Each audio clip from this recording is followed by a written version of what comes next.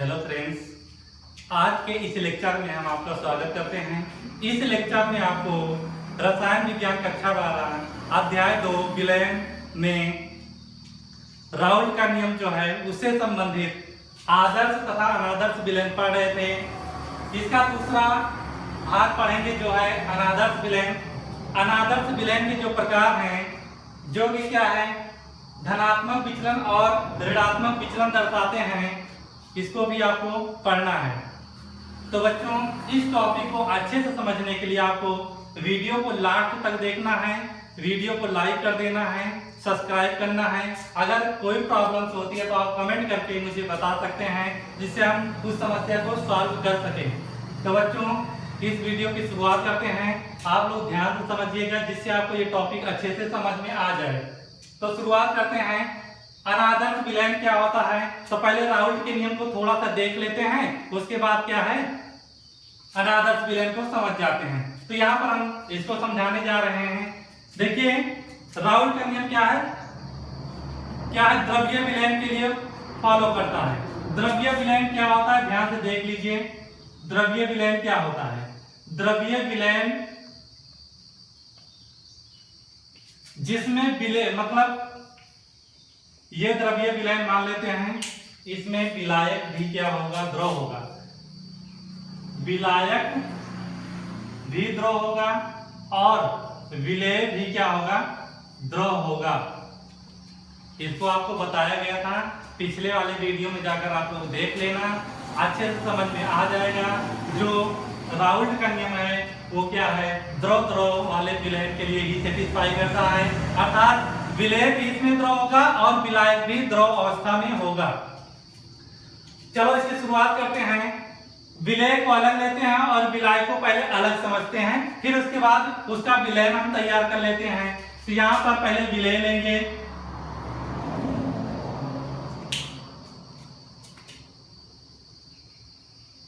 ये आपका विलेय है। विलेय हमेशा कम मात्रा में होता है।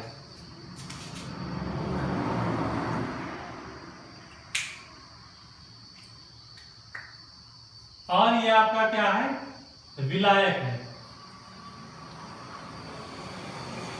विलेय को हम कहेंगे द्रव 1 और इसका नाम क्या होगा, द्रव 2, दूसरा द्रव है ये अधिक मात्रा में होगा। विलायक हमेशा अधिक मात्रा में होता है और विलेय क्या है, छोटी सी मात्रा में। जैसे पानी में नमक मिलाया जाता है तो पानी क्या होता है, अधिकतम मात्रा में होता है और नमक कम मात्रा में लेते हैं। तो अधिकतम मात्रा में जल है इसलिए उसको विलायक, और कम मात्रा में नमक है तो उसको क्या बोलेंगे, विलेय बोल देंगे। अब इन दोनों को अगर मिलाया जाए, इन दोनों को अगर मिला लिया जाए तो क्या तैयार होगा, विलयन तैयार होगा। विलयन हमेशा दो पदार्थों को मिलाने के बाद ही बनता है। तो यहां पर ये क्या बन गया आपका, विलयन।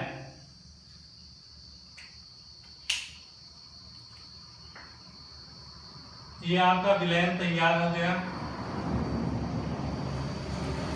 जिसमें विलेय तथा विलायक दोनों के अणु हैं। ये विलेय है द्रव 1, ये विलायक है द्रव 2। जब इन दोनों को घोला जाएगा तो दोनों मिक्सचर हो जाएंगे, बन जाएगा विलयन।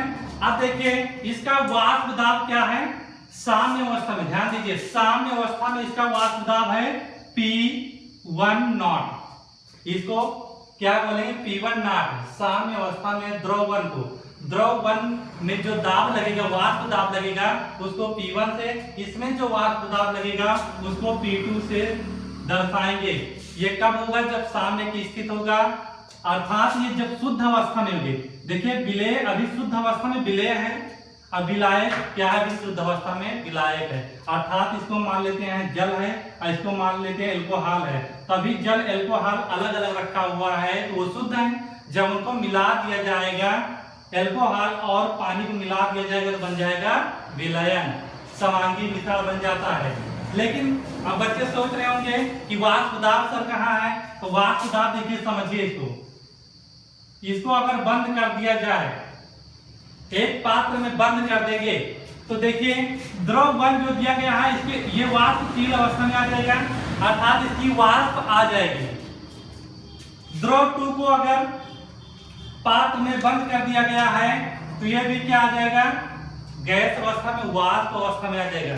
अगर किसी भी द्रव को पात्र में बंद कर देते हैं तो किस अवस्था में आ जाता है, द्रव अवस्था में आ जाता है। और जब इसको बंद कर देंगे, विलयन जो हमारा दिया गया है, विलयन को बंद कर देंगे तो ये भी तो वाष्प अवस्था में आ जाएगा।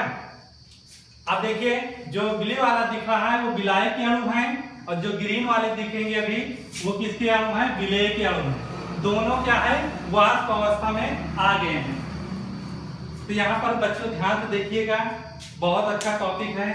देखिए इसका वाष्प दाब, देखिए जब वाष्प अवस्था में होगा, भाप जब बनेगी, वाष्प बनेगा तो इसका दबाव सतह पर पड़ेगा। ये जो छोटे छोटे अणु दिए गए हैं, वाष्प के अणु हैं, वो बर्तन की सतह पर क्या डालेंगे, दबाव डालेंगे।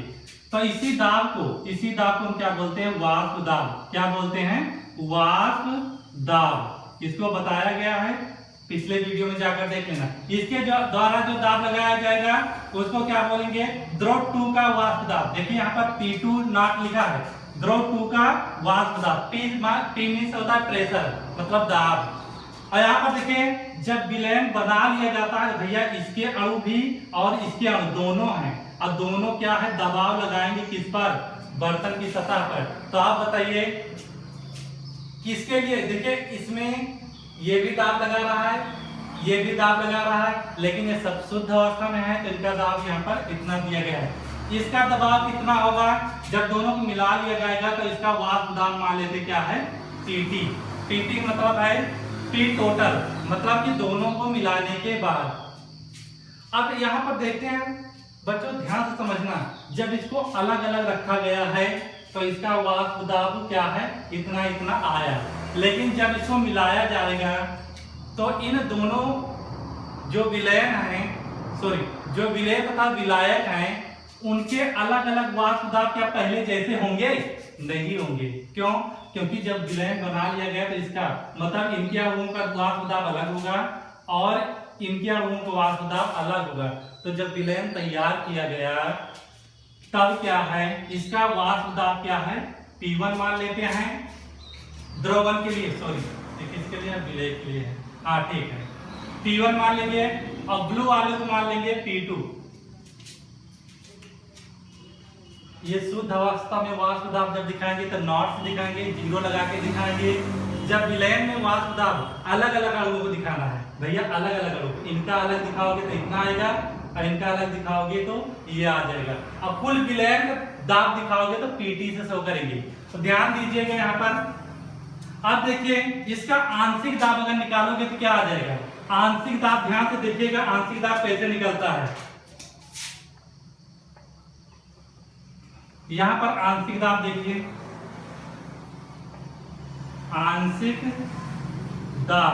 आंशिक दाब ये बराबर आपको लिखना है, P1 बराबर क्या हो जाएगा, देखिए इसमें जो अणु हैं, जो दाब लगा रहे हैं, जो अणु दाब लगा रहे हैं उनको क्या बोलते हैं, मोल अंश बोलते हैं। क्या बोलते हैं, मोल अंश। तो इसका मोल अंश भैया, जो अणु हैं इसकी मात्रा को क्या बोलते हैं, मोल अंश बोलते हैं। तो इसके कितने मोल अंश है, मान लेते हैं X1 है, इसके कितने मोल अंश है, X2 है। तो यहाँ पर क्या लिखेंगे, देखिए जितने अणु हैं उतना ही तो दाब लगाएंगे, जितने अणु हैं वाष्प के अणु में उतना ही दाब लगाएंगे, जितने वाष्प के अणु में उतना ही दाब लगाएंगे। तो इसके द्वारा जो दाब लगाया जाएगा वो क्या हो जाएगा, P1 नॉट। और अणु कितने हैं इसके, X1 अणु हैं, इसमें कितने अणु हैं, X2 हैं। तो यहाँ पर क्या हो जाएगा, दूसरे के लिए क्या हो जाएगा, P2 बराबर P2 नॉट X2 हो जाएगा। ये क्या है, राउल्ट का नियम था, ये क्या है। और विलयन का दिखाएंगे बच्चों तो विलयन का हो जाएगा PT बराबर P1 प्लस P2, क्योंकि जब इनको अलग करेंगे तो ये अलग हैं, इनको अलग करेंगे तो ये अलग हैं, लेकिन जब मिला दिया जाएगा तो इन दोनों का दाब लगेगा, इन दोनों को जोड़ देंगे, इतना आएगा। ये राउल्ट का नियम था। अब देखिए यहाँ पर आदर्श विलयन के लिए ये सेटिस्फाई करते थे, सब क्या है, आपस में बराबर होते थे। जब आदर्श विलयन था ये सब बराबर थे, लेकिन जब अनादर्श विलयन लिया जाएगा तो ये कभी भी बराबर नहीं होंगे। मतलब जो विलयन में वाष्प दाब है घटक 1 का, ये विलयन है, विलयन में घटक एक यही तो है भैया, विलय घटक एक है, घटक ए का वाष्प दाब जो आएगा इसके बराबर नहीं आएगा। विलयन में घटक 2 का वाष्प दाब इसके बराबर नहीं आएगा, और जो विलयन का वाष्प दाब है वो भी क्या है, बराबर नहीं होगा। तो यहाँ पर क्या है दिया गया है, सभी सांद्रताओं पर राउल्ट के नियम का पालन नहीं करते। तो राउल्ट का नियम हमने क्या बताया, जब ये सब बराबर होंगे तो क्या है, राउल्ट का नियम फॉलो करेंगे। जब ये आपस में संतुष्ट नहीं होंगे तो राउल्ट का नियम क्या है, फॉलो नहीं होगा। तो अनादर्श विलयन राउल्ट का नियम फॉलो नहीं करता है, इसलिए यहाँ पर क्या है, नॉट इक्वल टू लगा दिया गया है, आपको समझाया गया है। उसके बाद दिया गया विलय तथा विलय को मिलाने पर एंथैल्पी परिवर्तन नहीं होता है।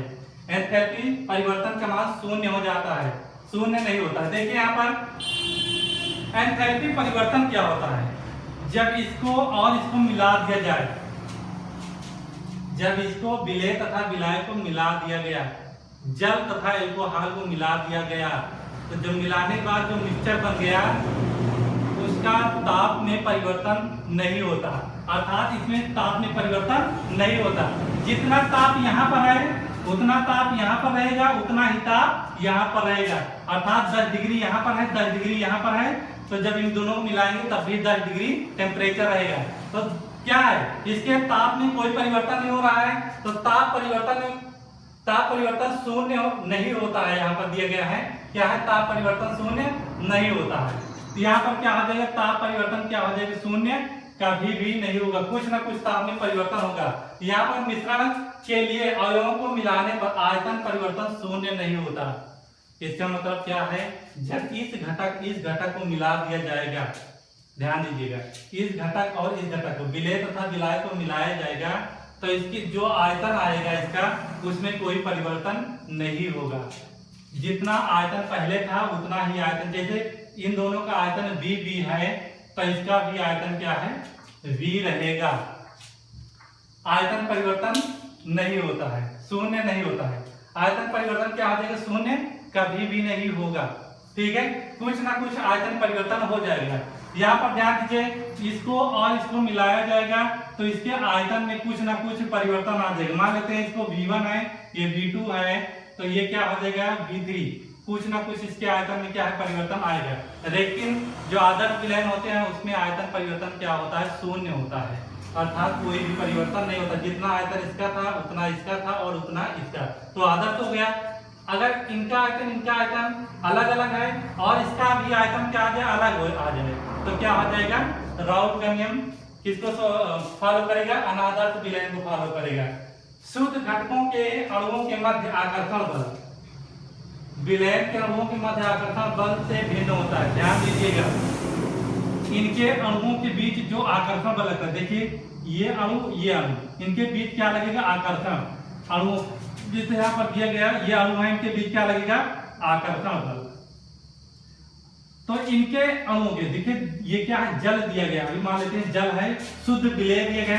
इनके अणुओं के बीच जो आकर्षण होगा, इनके अणुओं के बीच जो आकर्षण होगा उससे अलग इनके अणुओं के बीच आकर्षण होगा। मतलब अगर इनको विलय में मिला दिया गया, अर्थात इनका मिक्सचर तैयार कर लिया गया, तो इनके अणुओं के बीच जो आकर्षण होगा क्या हो जाएगा, अलग होगा। समझे, इनके अणुओं के बीच आकर्षण अलग होगा, इनके अणुओं के बीच आकर्षण क्या है, अलग होगा, और इनके अणुओं के बीच जब मिला दिया जाएगा तो आकर्षण क्या हो जाए, अलग होगा। लेकिन आदर्श विलय में क्या था, इनका जो इनके बीच जो बल लग रहा था, इनके बीच जो आकर्षण बल लग रहा था, इनके बीच तीनों में बराबर था, लेकिन इसमें क्या है, अलग अलग होगा, परिवर्तन हो जाएगा। बस ये क्या है, अनादर्श विलयन है। तो बच्चों यहाँ पे एंथैल्पी परिवर्तन में आपको एक बार और बता देते हैं, विलय तथा विलय को मिलाने पर एंथैल्पी परिवर्तन का मान शून्य नहीं होता है। यहाँ पर थोड़ा समझ लीजिए, अगर इसका तापमान, ध्यान से दीजिए, इसका तापमान 20 डिग्री है और इसका तापमान 20 डिग्री मान लेते हैं, दोनों का भी तापमान कितना है, 20 डिग्री मान लेते हैं, तो इसका तापमान क्या हो जाएगा, कुछ ना कुछ परिवर्तित हो जाएगा, शून्य नहीं होगा। इसका चाहे 30 डिग्री हो जाएगा, चाहे 35 डिग्री, कुछ ना कुछ परिवर्तन इसमें आएगा। या तो कमी भी आ सकती है, या तो कमी भी आ सकती है। 25 ये 20 डिग्री है तो ये 15 डिग्री भी हो सकता है। इसका मतलब क्या है कि इसके या तो ऊष्मा अवशोषित होगी या तो उत्सर्जित होगी। दोनों कंडीशन हो सकती हैं इसमें।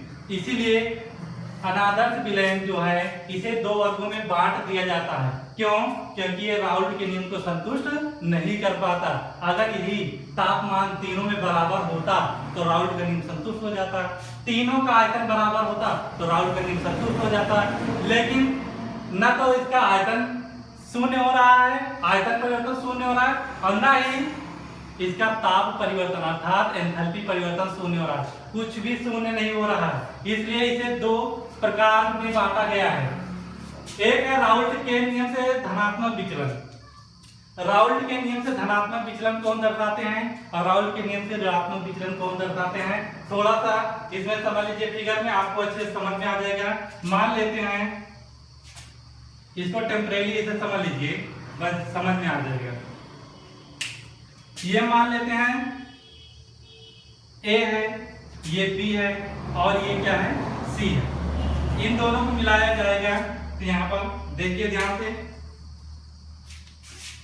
ये पात्र 1, पात्र 2, पात्र 3 है। इसमें क्या भरा गया? द्रव एक जो कि विलेय है। और इसमें क्या भरा गया है? द्रव 2 जो कि क्या है? विलायक है। और इसमें दोनों भरे गए हैं, देखिए, इसीलिए इसको हम दोनों से यहां पर दोनों कलर से दिखा देते हैं कि दोनों इसमें मिले हुए हैं। ये क्या बन गया? विलयन। क्या बन गया? विलयन।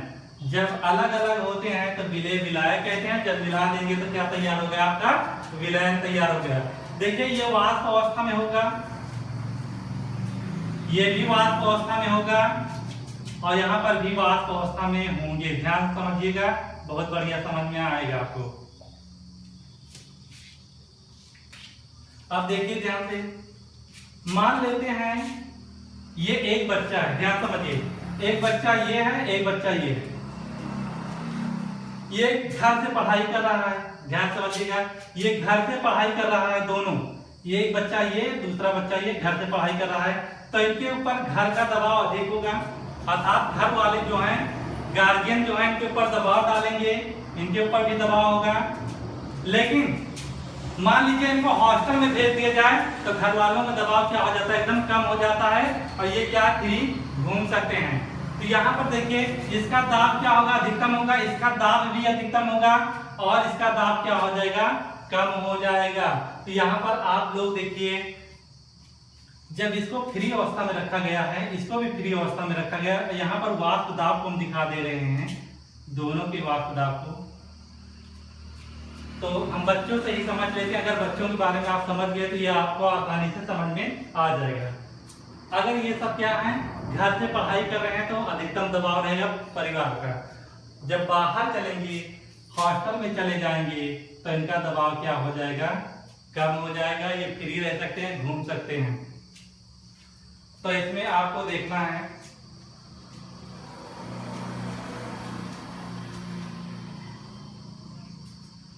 देखिए यहाँ पर वाष्प दाब जो होगा P1 नॉट, ये P1 नॉट बताइए अधिकतम होगा कि न्यूनतम? ध्यान दीजिएगा, इसका दाब क्या होगा? अधिकतम होगा कि न्यूनतम?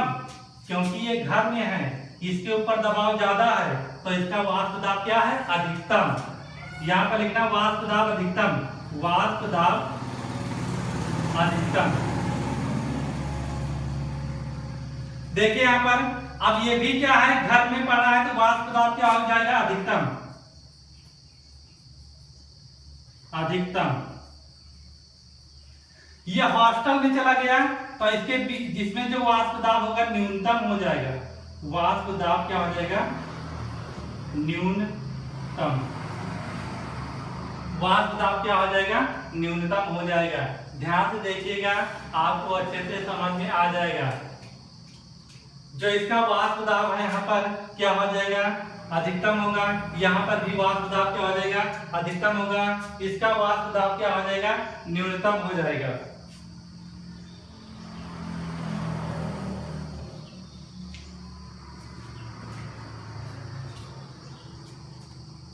थोड़ा ध्यान दीजिए, यहाँ गलती हो गई थोड़ा।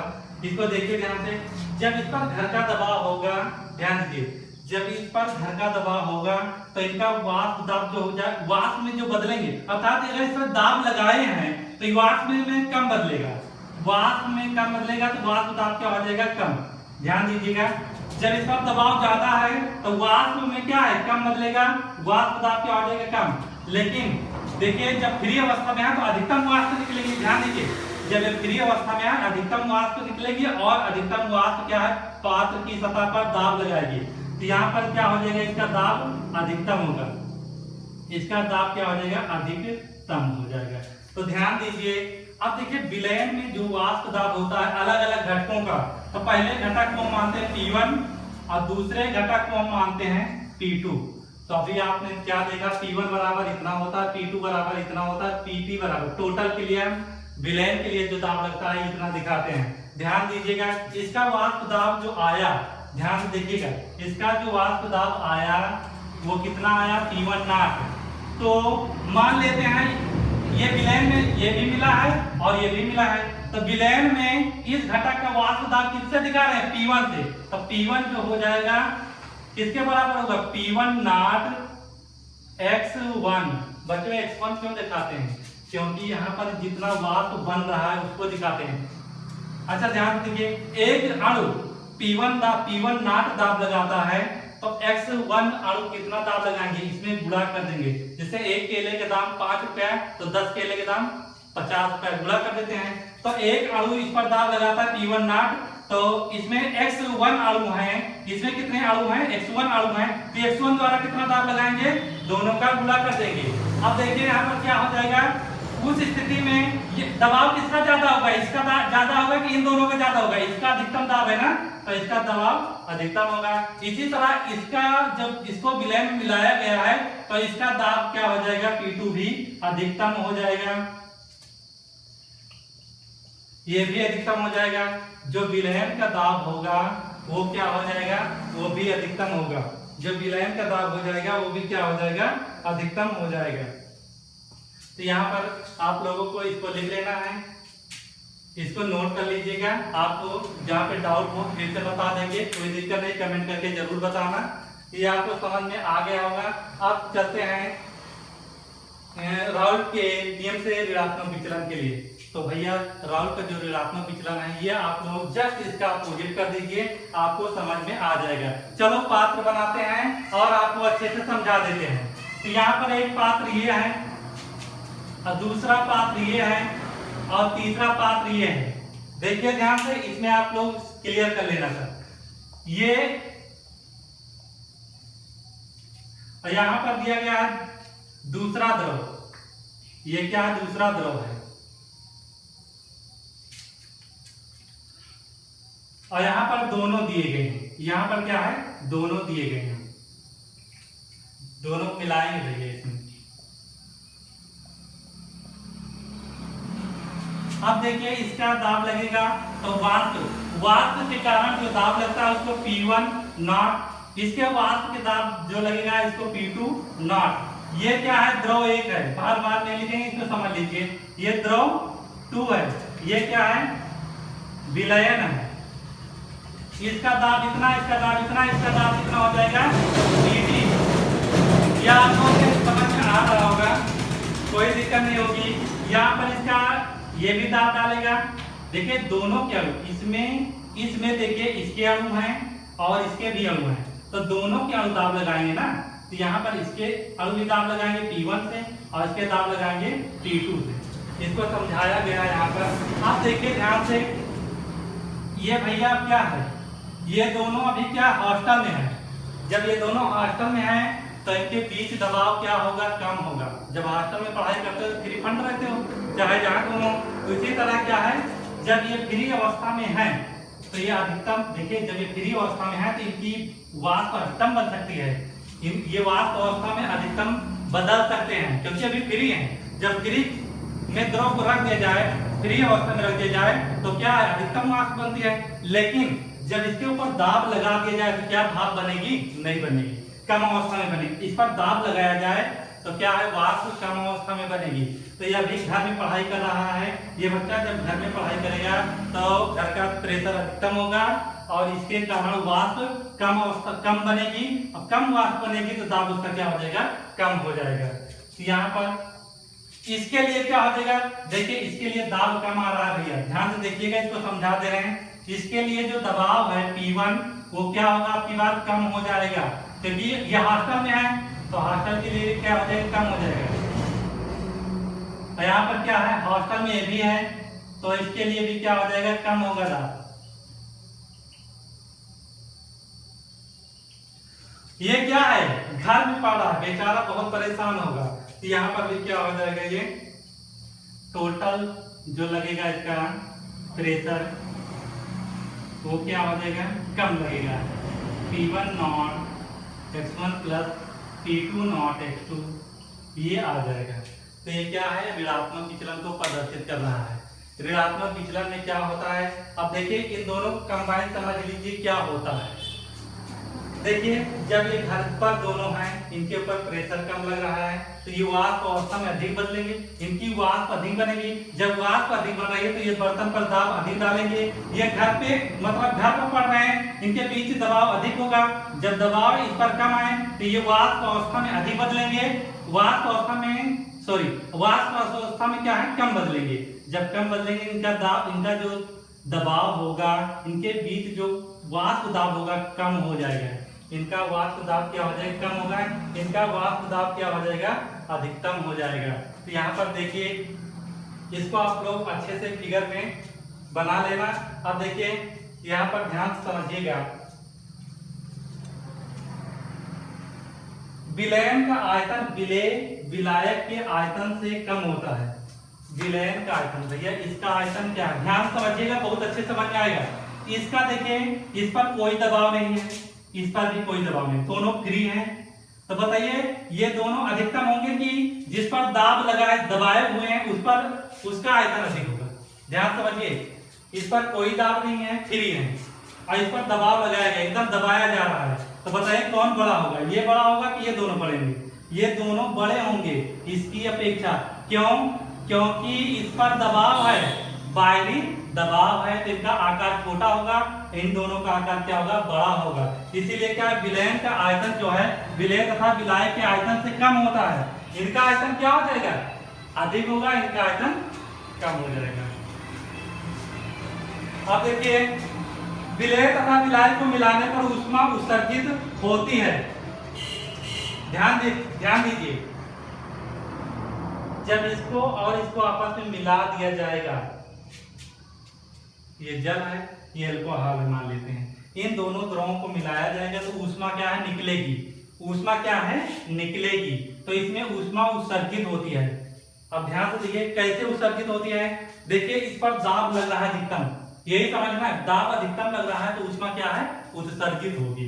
उत्सर्जित होगी यहाँ पर, तो उसको हम क्या है, निगेटिव माइनस से दिखाएंगे। ये क्या है, ऊष्मा उत्सर्जन या ऊष्मा में परिवर्तन। ऊष्मा में जो परिवर्तन होता है, ऊर्जा में जो परिवर्तन होता है उसको क्या है, या ताप में जो परिवर्तन होता है उसको हम डेल्टा H से प्रदर्शित करते हैं। मिश्रण का मतलब है जब इन दोनों को मिलाया गया तो ताप में परिवर्तन क्या है, ध्यान समझिएगा।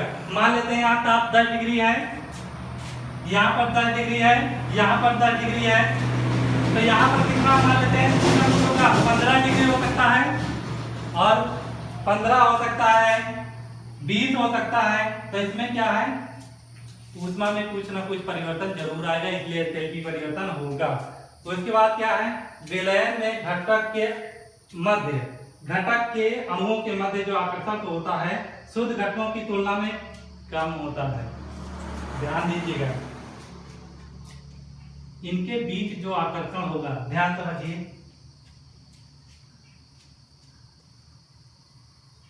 हाँ अच्छा बताइए, इन पर कोई दाब नहीं है, ध्यान समझिएगा, इन पर कोई दाब नहीं है तो इनके जो अणु हैं उनके बीच आकर्षण अधिक होगा कम होगा। ध्यान समझिएगा, जब ये फ्री अवस्था में है, हॉस्टल में पढ़ रहे हैं, तो इनके बीच जो आकर्षण होगा, दो अणुओं के बीच जो आकर्षण होगा वो क्या होगा, अधिकतम होगा कम होगा।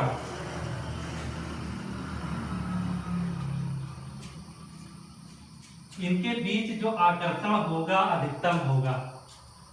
देखिए कैसे इनके बीच आकर्षण अधिकतम होगा। ध्यान से समझिए कैसे। जब ये हॉस्टल में रहते हैं तो जल्दी से दोस्त बन जाते हैं और गहरी दोस्ती हो जाती है। तो ध्यान समझिएगा। इसी प्रकार जब फ्री अवस्था में होंगे तो इनके अणुओं के बीच आकर्षण क्या हो जाएगा, अधिकतम हो जाएगा। इनके अणुओं के बीच आकर्षण क्या हो जाएगा, अधिकतम, क्योंकि दोस्ती बहुत तेजी से होने लगती है। लेकिन जब घर का दबाव होता है तो जल्दी से दोस्ती नहीं बना पाते। यहाँ पर जो इनके अणुओं के बीच आकर्षण होगा, इनके अणुओं के बीच जो आकर्षण होगा वो क्या होगा, इनकी तुलना में कम हो जाएगा। इसी का जस्ट उल्टा जो ऊपर दिया गया है उसको आप लोग पढ़ लेना। उदाहरण इसके दिए गए हैं, आप लोग उदाहरण सहित इसको अच्छे से नोट्स में डाल लेना। अब इसके कुछ ग्राफ हैं जो आपको बताएंगे। बस अब इसकी शुरुआत करते हैं। जो ग्राफ है उसको समझाएंगे और उसके बाद उसमें क्या है कुछ लिखाना है, तो उसको हम अगले लेक्चर में भी लिखा सकते हैं। लेकिन ग्राफ समझ लीजिए जिससे आपको अच्छे समझ में आ जाए। तो ग्राफ बनाते हैं। पहले हम धनात्मक विचलन के लिए ग्राफ बना देते हैं। यहां पर मान लेते हैं x0, यहां पर क्या मानते हैं, x0 मान लेते हैं। इसका मतलब यहां पर गैस के मोल अंश क्या है, नहीं है। यहां पर गैस के मोल अंश नहीं लेते हैं।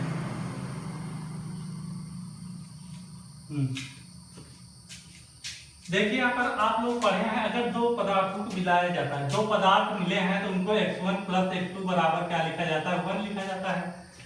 दोनों घटकों के मोल अंश जो होते हैं उनका योग क्या होता है, 1 के बराबर होता है। जब किसी विलयन में दो पदार्थ मिले हैं तो उनका जो मोल अंश है दोनों का टोटल क्या होता है, 1 के बराबर होता है। तो यहाँ पर देखिए इनका मोल अंश आपस में बराबर होगा। x0 पहले क्या लिया जाएगा, x को 0 लिया जाएगा। यहाँ पर x1 को क्या लेंगे, 0 मान लेते हैं।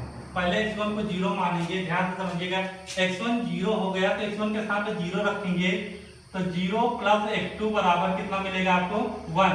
x2 बराबर कितना आएगा आपको, 1 मिलेगा। x2 बराबर 1 मिलेगा। ध्यान समझिएगा। इसी प्रकार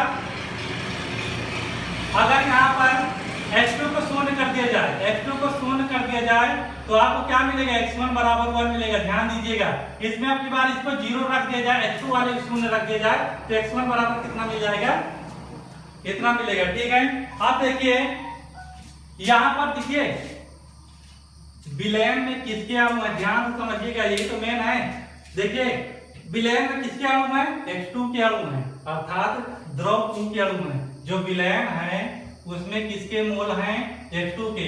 तो भैया जब विलयन में H2 के मोल हैं तो दाब कौन लगाएगा, H2 वाला विलयन लगाएगा। अर्थात जो विलयन द्रव 2 भरा गया वो क्या है, उसका वाष्प दाब क्या है, दाब लगाएगा। तो यहाँ पर जो दाब लगेगा किसके कारण लग रहा है, 2 के कारण, तो यहाँ पर लिखेंगे P2 नॉट। इसमें x1 के कारण दाब लग रहा है। जब विलयन में केवल क्या भरा हुआ है, जब विलयन में केवल द्रव 1 है, देखिए ध्यान से, इसमें केवल क्या कर दिया जाए, इसको भरा जाए, इसको ना भरा जाए, तो इसका वाष्प होगा कि इसका वाष्प होगा, इसका वाष्प होगा। और कौन दाब लगाएगा, ये वाला दाब लगाएगा। तो यहाँ पर x1 वाला दाब लगाएगा। तो भैया x1 वाला दाब कितना लगा रहा है, अभी x1 वाला दाब लगा रहा है P1 नॉट। ये आपको समझ में आ गया होगा। जब विलयन में केवल H2 वाला है, दूसरा वाला है, तो दूसरा वाला ही दाब लगाएगा। और उसका दाब कितना दिया गया है, P2 नॉट। उसका दाब कितना दिया गया है, P2 नॉट। तो P2 नॉट इतना दाब लगाएगा। जब केवल X1 वाला है तो X1 वाला दाब लगाएगा। अब देखिए इनका जो विचलन होता है कहाँ से होता है, यहाँ से। इनका विचलन ऐसे होगा। तो देखिए जब इनका विचलन होगा H2 के कारण, जब मिलाया जाएगा तो विचलन क्या है, धीरे धीरे धीरे धीरे इनका विचलन क्या है, ऊपर की ओर होगा। ध्यान समझिएगा। जब x1 होगा तो x1 का विचलन कहां से होगा, यहां से होगा, ऐसे। क्योंकि x1 बराबर 0 कहां पर भैया, इस लाइन पे x1 बराबर 0 है। यहाँ पर x1 बराबर 0 है तो यहाँ से मान किस ओर बढ़ेगा, ऐसे बढ़ेगा। तो x1 के लिए यहाँ पर क्या आ जाएगा, ऐसे आ जाएगा। तो ये क्या आ जाएगा, यहाँ पर ये आपको राउल्ट के नियम में बताया गया है। इसको पहले और मिला देते हैं। ये तो PT बराबर हो जाएगा P1 प्लस P2। ध्यान से समझिएगा, इसको क्या कहेंगे। तो इसके बाद क्या दिया गया है, यहां पर ये क्या है, देखिए 1 की ओर जा रहा है तो इसको कहेंगे P1 और ये 2 की ओर जा रहा है तो इसको कहेंगे P2। ध्यान से समझिएगा, अन्यथा ये समझ में नहीं आएगा। धनात्मक विचलन हो रहा है, अर्थात धनात्मक विचलन के लिए जो वक्र होगा ऊपर की ओर बढ़ेगा, अर्थात ये जो वक्र आएगा कैसे आएगा, मान लेते हैं ये धीरे धीरे ऊपर की ओर बढ़ा और धनात्मक विचलन होगा तो ऐसे आएगा ग्राफ। ग्राफ कैसे हो जाएगा, ऐसे हो जाएगा, क्योंकि धनात्मक विचलन क्या है, ऊपर की ओर गया। तो इसको हम कैसे दिखाएंगे भैया, इसको दिखाएंगे P1 धनात्मक विचलन के लिए कितना दिया, P1 greater than P1 not x1, ये दिखाएंगे। अब इसके लिए धनात्मक विचलन कैसे आएगा, ऐसे आएगा, और ये क्या हो जाएगा, P2 greater than P2 not x2, ये आ जाएगा। अब इसके लिए जो धनात्मक विचलन होगा नीचे होगा कि ऊपर, ऊपर ही होगा इसके लिए धनात्मक विचलन। तो यहाँ पर क्या आ जाएगा, PT greater than P1 plus P2, ये आ जाएगा। तो ये देखिए इसके लिए ग्राफ दे दिया गया है, धनात्मक विचलन के लिए आपको ग्राफ बना लेना है, क्योंकि अगले लेक्चर में इसको हम ग्राफ को फिर से बताएंगे और अच्छे से समझाएंगे। केवल यहाँ टेम्परेरी आपको दे दिया गया, ये इसके लिए ग्राफ दे दिया गया है धनात्मक विचलन के लिए। ऋणात्मक विचलन के लिए आप लोग खुद ही बना लेना, जहां ऊपर की ओर विचलन है उसको अब की बार क्या है, नीचे की ओर दिखा देना, सब क्या है नीचे की ओर विचलन हो जाएंगे। तो यहाँ पर बच्चों आपसे ये वीडियो आपको समझ में आ गया होगा, आशा करता हूँ ये आपको बहुत अच्छे से समझ में आ रहा होगा। इसको आप लोग नोट कर लीजिएगा, जहाँ पे आपको प्रॉब्लम्स होती हैं तो उसको आप लोग कमेंट करके बताइए। मेरा व्हाट्सएप नंबर भी लिखा गया है, उस पर आप लोग प्रॉब्लम सेंड करके आप अपने सोल्यूशन पा सकते हैं। इसलिए क्या है, इसको आप नोट कर लीजिएगा, अच्छे से तैयारी कीजिए। आशा करता हूँ ये वीडियो आपको समझ में आया होगा। चैनल को शेयर कर दीजिए, सब्सक्राइब कर लीजिए। जय हिंद।